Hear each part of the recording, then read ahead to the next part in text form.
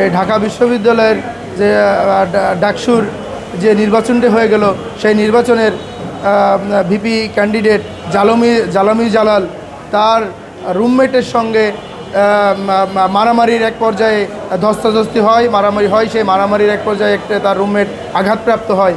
সেই রুমমেট একটি হত্যা প্রচেষ্টা মামলা শাহবাগ থানায় দায়ের করেন। সেই মামলায় জালামি জালালকে 26শে আগস্ট গ্রেফতার করে বিজ্ঞ সিএমএম আদালতে তোলা হয়। বিজ্ঞ আদালত সন্তুষ্ট হয়ে তাকে সিডব্লিউ বলে প্রেরণ করেন। এই জালামি জালালের জামিন শুনানির জন্য আজকে এই বিজ্ঞ সিএমএম আদালতে তোলা হয়। আসামিপক্ষের যে আইনজীবী ছিল তার জামিনের জন্য তার সাপেক্ষে বক্তব্য তুলে ধরে আসামিপক্ষের আইনজীবী বলে, মাননীয় আদালত, তার 19 তারিখে তার একটি বিসিএস পরীক্ষা আছে।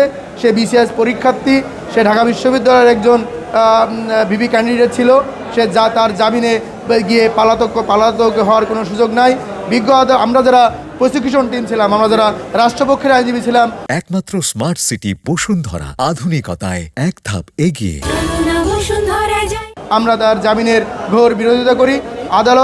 বিজ্ঞ আদালত উভয় পক্ষের বক্তব্য শ্রবণান্তে তাকে মানবিক কারণে তার বিসিএসের পরীক্ষার্থী গ্রাউন্ডে তাকে 5,000 টাকা বন্ডে বিজ্ঞ আদালত জামিন মঞ্জুর করে। এবং সাংবাদিক বন্ধুগণ, আপনারা আরও জানেন, এই জালামি জালাল ঢাকা বিশ্ববিদ্যালয়ের একজন ডাকসুর ভিপি ক্যান্ডিডেট।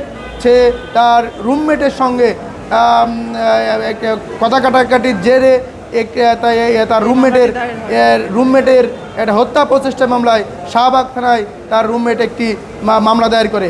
সেই মামলায় আজকে এই বিজ্ঞ আদালত থেকে তার জামিন প্রাপ্ত হয়। আগস্ট মাসের 26 তারিখে ঢাকা বিশ্ববিদ্যালয় হল কেন্দ্রিক যে ইয়াগুলা হলের যেই অভ্যন্তরীণ কার্যক্রম, জালামি জালাল এবং রবিউল হক দুইজন একই হলে থাকতো।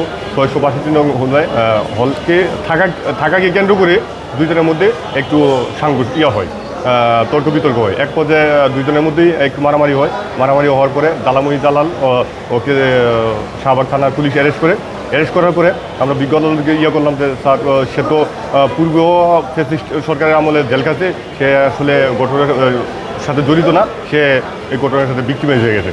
তখন বিজ্ঞ আদালত বললো যে ডাক্তার একটা ইলেকশন চলতেছে, ইলেকশনের কারণে আমরা আসলে অনেক কিছু করতে পারতেছি না।